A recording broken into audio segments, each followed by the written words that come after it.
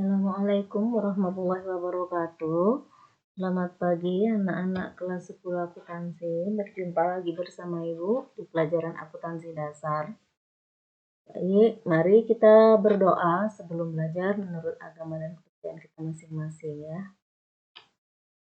Oke, baik anak-anak, untuk tetap semangat ya, walaupun kita belajarnya masih belajar daring di rumah masing-masing. Ibu harap tidak mengurangi rasa semangat kalian untuk belajar di rumah.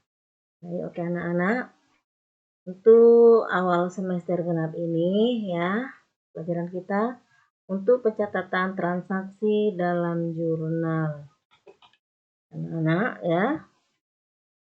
Untuk pertama, pencatatan transaksi dalam jurnal yang harus kita pahami dulu adalah tentang pengelompokan akun ya. Pengelompokan akun itu apa? Pengelompokan akun ini untuk mempermudah pencatatan transaksi sejenis yang nantinya akan terjadi perubahan dalam menambah atau mengurang pada pos-pos yang akan dikelompokkan dalam daftar akun tersebut ya, atau perkiraan. Coba perhatikan perkiraan akun ya, itu dikelompokkan menjadi 5. Yang pertama aset, kemudian kewajiban, utang atau liabilitas, kemudian modal, kemudian penghasilan, dan beban. Nah, apa-apa saja pengelompokan akun tersebut? Ya, berikut lihat contohnya. Untuk akun harta atau aset, itu bisa dia berupa kas, piutang dagang, persediaan barang, perlengkapan, biaya dibayar di muka, kendaraan, mesin, dan tanah. Untuk kendaraan, mesin, dan tanah ini dikategorikan peralatan ya. Jadi ini yang dikategorikan kelompok harta. Kelompok harta, diingat ya anak-anak, atau aset. Kemudian untuk kelompok utang, kewajiban, atau liabilitas, contohnya adalah itu utang. Bisa berupa utang dagang, utang gaji, utang listrik, utang pajak, utang hipotek, obligasi, dan lain-lain. Nah, kemudian untuk kelompok modal, itu ya, modal Kartika, ini adalah modal pribadi. Kartika ini adalah nama orang. Kemudian pengambilan Kartika ini adalah pengambilan untuk kepentingan pribadi. Bisa dikatakan pripe ya. Lalu pengelompokan penghasilan atau pendapatan. Contohnya bisa pendapatan jasa, pendapatan penjualan, dan pendapatan sewa. Nah, kemudian untuk kelompok beban, ya, contohnya bisa beban gaji, beban sewa, beban asuransi, beban listrik, beban iklan, beban perlengkapan, dan beban penyusutan. Oke, anak-anak, baik, sekali lagi dipahami. Untuk perkiraan pengelompokan akun ya dibagi menjadi 5. Inilah dia yang 5. Ibu harap ini kalian bisa pahami, karena nanti jika ini tidak paham akan susah dalam membuat jurnal. Apabila perlu ini dihafal ya anak-anak, dihafal. Oke, nah selanjutnya ada konsep debit kredit. Ya, sebelum kita menjurnal, tadi kita sudah paham akun, ada namanya konsep debit kredit. Kenapa? Karena sistem akuntansi ini adalah menggunakan sistem berpasangan atau double entry system. Yang dimaksud berpasangan ini double entry system, ada pasangan debit, ada kredit. Jadi ada debit, ada kredit. Itulah yang disebut sistem berpasangan atau double entry.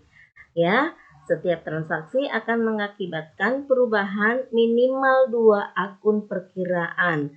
Yang satu akun di debit, yang lainnya adalah akun di kredit. Yang nantinya dengan jumlah yang sama atau selalu seimbang. Jadi jumlah yang di debit dan yang di kredit itu harus selalu seimbang. Itulah yang dimaksud dengan sistem double entry atau berpasangan. Baik anak-anak, perhatikan ya. Sifat akun dalam pendebitan dan pengkreditan.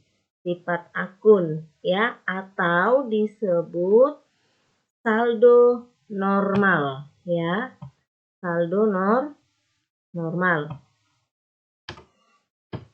Oke, baik anak-anak, perhatikan untuk pengelompokan atau pendebitan untuk aset ya, aset, kelompok aset.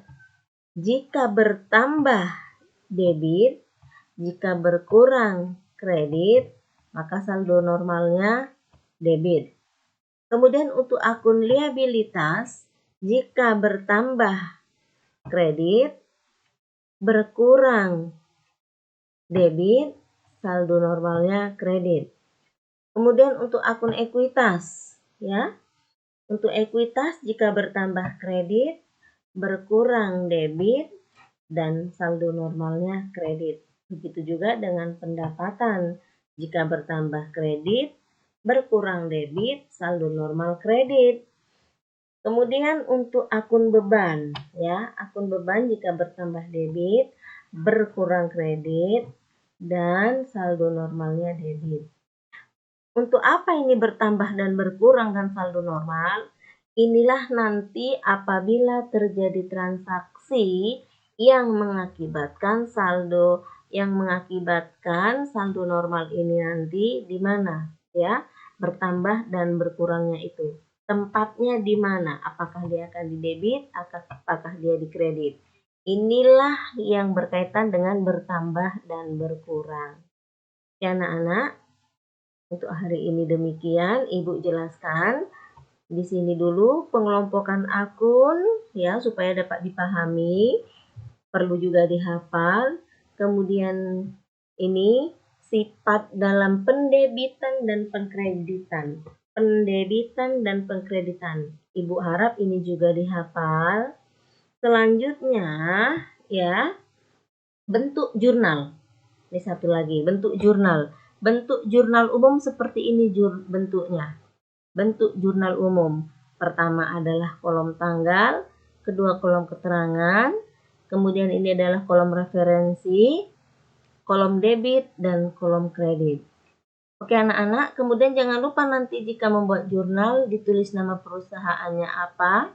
Jurnal umum ini adalah judul jurnalnya. Periode jurnal adalah periode jurnal ini bulan berapa, tahun berapa, dan halaman jurnal. Ini dia untuk bentuk jurnal.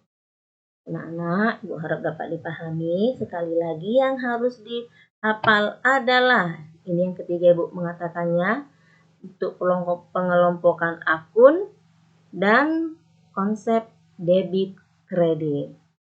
Oke, anak-anak, ya. Kemudian tugas yang ketiga adalah silahkan ini dicatat, kemudian kirimkan pada Ibu yang sudah selesai mencatat. Untuk pertemuan yang akan datang, kita akan memasuki sistematika pencatatan transaksi ya. Artinya kita akan membuat jurnal ya dari transaksi-transaksi contoh yang akan kita buat nanti. Demikian anak-anak. Semangat belajar. Selamat pagi. Assalamualaikum warahmatullahi wabarakatuh.